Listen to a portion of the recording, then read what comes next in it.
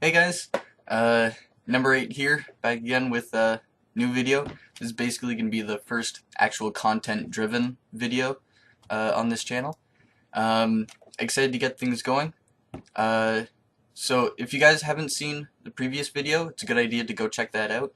It's a quick little 5-minute video just explaining, just what's going to be going on this channel, who I am, what I plan to do on this channel, kind of thing. So go check that out first. It's just an easier way to figure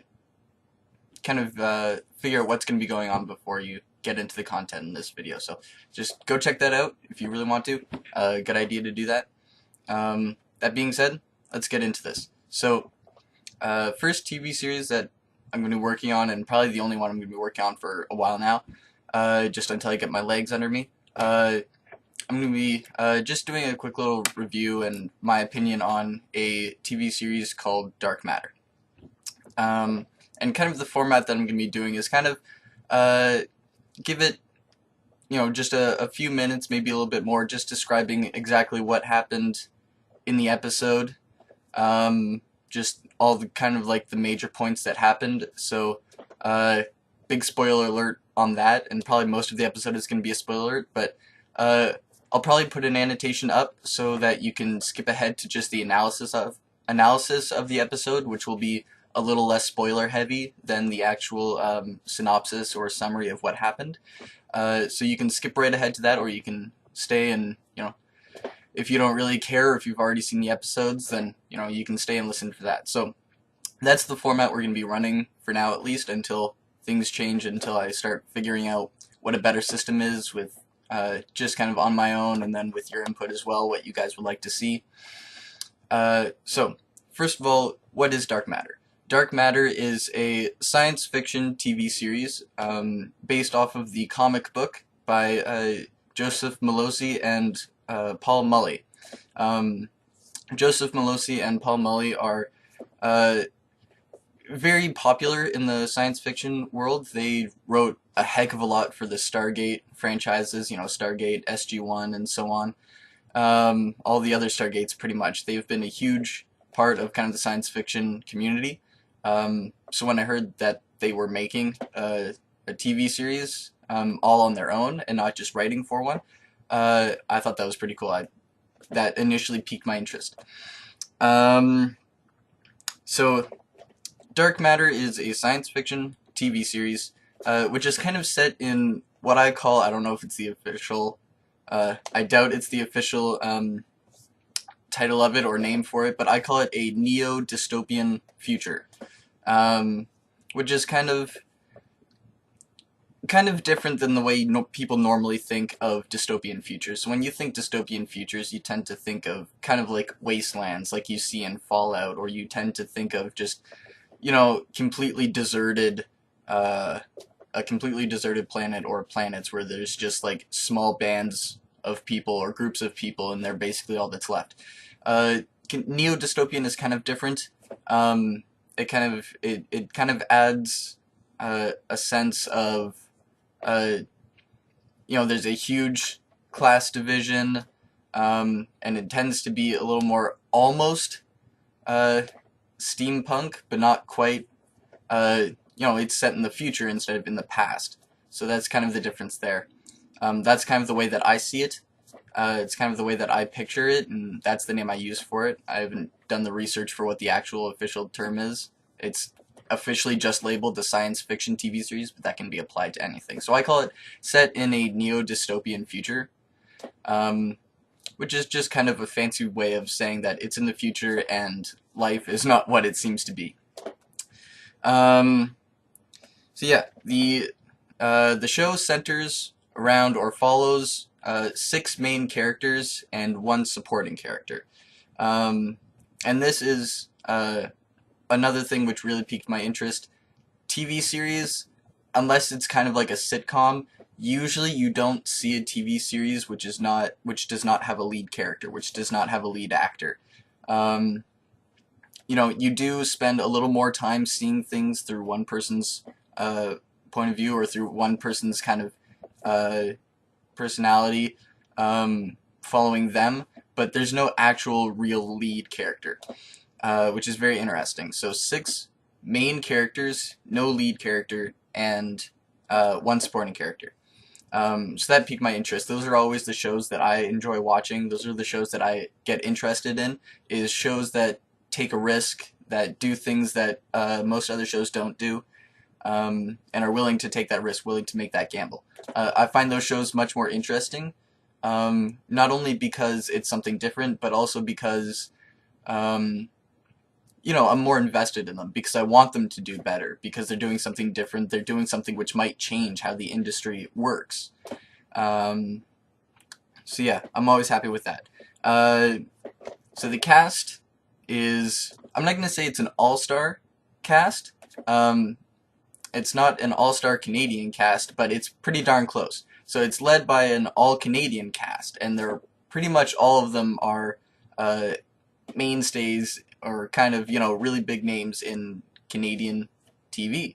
There are a few of them which are just starting out. There are a few of them who have been in smaller TV shows, but a few of them have been in really much bigger ones as well. So, oops, gonna be on the other side, sorry. So, one is gonna be played by Mark Ben-David, and I don't know a whole lot about Mark Ben-David. I haven't seen him in really anything, except for one thing, which I really loved, which was Anne of Green Gables. He played David Blythe in, I think, in Anne of Green Gables, which was, you know, it was awesome to see him again. I always enjoyed him in that. He was a lot of fun. 2 is played by Melissa O'Neill. Melissa O'Neill is actually a singer turned actress, which I found to be quite interesting. I hadn't heard of her before, but she was on Canadian Idol before, which I've never watched that before, so that would explain why I haven't seen her. But she did quite well for herself in that. And eventually, when she wanted to get into acting, I'm looking down, by the way, at my notes. I took notes. Yeah, I took notes, whatever. I don't have a great memory. When she finally did turn to acting, Melissa O'Neill actually partook in, I think, a film adaptation of a play called Broken Hearts, which is quite interesting. It's a little different than other plays, so she's used to, you know, even though she doesn't have a whole lot of acting experience, she's used to being in roles which are not exactly the same as the stereotypical roles you get in other positions like that. 3 is played by Anthony Lemke, or Lemke. I'm not really certain how to pronounce it. I first saw him in The Listener. So The Listener is another, I believe it's another Canadian TV series, which I enjoyed a lot. I didn't watch all of it, but there were quite a few episodes that involved Mr. Lemke. So it was a lot of fun to see him again. And I actually didn't know that he was going to be on the cast. I didn't really take a look at the cast. I only looked at like a few like teasers before I started looking at it, and I just saw Mark Ben-David, and I saw Zoe Palmer, which I'll get to in a second. But yeah, didn't see Anthony Lemke there. So it was quite a surprise, and quite a happy surprise to see him back. He actually spent a few episodes on Rumors as well, which is a show I hadn't heard of before, but it was a pretty popular show. I think it's canceled now, but it was a pretty popular show, so he's been around in that as well. 4 is played by Alex Malari Jr., and I think this is his breakout role in TV. I think he's been a film actor, but I'm not 100% certain. I think he's been a film actor though, an action star in films. You know, I think he was in RoboCop and oh no, wait, no. He had a role in Nikita, which was a TV series. So yeah. So he has a little experience in TV, but that's about all I found about him from him. So he's kind of newer to the TV series scene, I think, but don't quote me on it. 5 is played by Jadelle Ferland. She I have seen her before, but I did not know that it was her. So she actually had a role in a movie called Cabin in the Woods, which was directed by Joss Whedon, one of my iconic heroes, one of my sources of inspiration. If you're a sci-fi fan, you probably know who Joss Whedon is. So he directed Cabin in the Woods, which was kind of like it was a spoof take on thrillers and kind of what's called torture porn movies. Um, so it was a comedic take on those, kind of with a twist ending, stuff like that. It was very entertaining. It was very different. That's, you know, as always, the kind of things that I like to see are stuff that are movies or TV series that do things which are different, which are not supposed to be done, and that was it. So she was actually one of, spoiler alert, she was one of the zombies that was in the movie, which was interesting. Um, you know, underneath all of the makeup and so on, it's pretty tough to see who they are. But when I started looking her up, I discovered that she was actually one of the zombies in the movie, which I thought was awesome. I did not know that at all, so that was hilarious. And so I was happy to see her again. And then she was in a TV series, I think it was a TV series, called Kingdom Hospital. Yeah, it was a TV series, which involved, well, it was obviously set in a hospital. I think she was a ghost who was, she was a very troubled ghost, and she had a recurring role, I think. So it was interesting to see that. Six is played by, Roger Cross, and, I knew Roger Cross from, The Listener. No, not, what the hell am I talking about? I knew Roger Cross from, 24.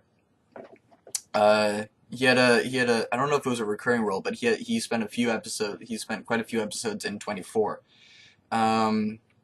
Which was very interesting, for me, to see him again, because I enjoyed him a lot. I didn't see a whole lot of him, again, like, there are some TV series which I don't see all the episodes, I just watch a few of them, but I saw Roger Cross in a few of them, and I recognized him here, which was a lot of fun. Roger Cross is probably the biggest name on this list, in terms of amount of roles, amount of bigger roles. He's just been in a lot more. He was in Just Cause, he was in 24, obviously. What else? He was in First Wave, which I haven't seen, and I actually hadn't heard of, but it was actually pretty big, from my research. And then, he's actually he's actually been a part of, numerous movies, like, I think, dozens. Like, he's been acting since, I think, the 80s, or something like that. So he actually has a lot of experience. He has a lot of experience, and he has a lot of experience in both movies, in both film and TV series. So he's one of the biggest names, if not the biggest name, on this series. Which I found interesting, because I didn't think, somebody would be able to, beat, or somebody would be able to, have a more impressive resume than, Android, the person playing Android, or that I like to call Seven, because she was the seventh one to wake up. So I call her Seven, but she's actually called Android in the series. So she is portrayed by Zoe Palmer, which, of course, you should know, presumably, unless you, I don't know, maybe didn't like it, but how could you not like Lost Girl? Like, come on. She was forever in, Lost Girl, and, to see her again, whew, that was a lot of fun. It was awesome to see her again. It was kind of difficult to tell that it was her at first. She had obviously being an android, she didn't have a whole lot of, emotional scenes. She didn't have a whole lot of scenes with, various faces, various, emotions portrayed. So it was kind of tough to see past that mask of impassiveness, and see the Zoe Palmer behind it. But once I did realize it, it was quite interesting. It was quite interesting indeed, and I was very excited to see her again. And I thought she was the biggest star on this cast, but apparently not. So those are that's the cast. That's the cast for the show. You know, they're all Canadian. It's an all Canadian series actually, which was exciting for me, and you know, I was happy to see that. You don't get a whole lot of all Canadian series. You don't get a whole lot of all Canadian shows, which get critical acclaim, which get you know, actually big time, and you know, space and sci-fi and so on have actually picked it up and are running it and are making a big deal out of it. There are a lot of people talking about it, which you don't get often with Canadian series. So super excited for that, hoping that that is going to make a big difference. So that's the cast of the show. The main plot behind the show is focused on these 6 characters, focused on these 7 characters, but focused on the 6 main characters primarily. But it's focused around these 7 characters. They wake up on a ship with no memory of who they are or what they're doing on that ship. The ship's life system, or life support system, is failing, so they have to get that fixed.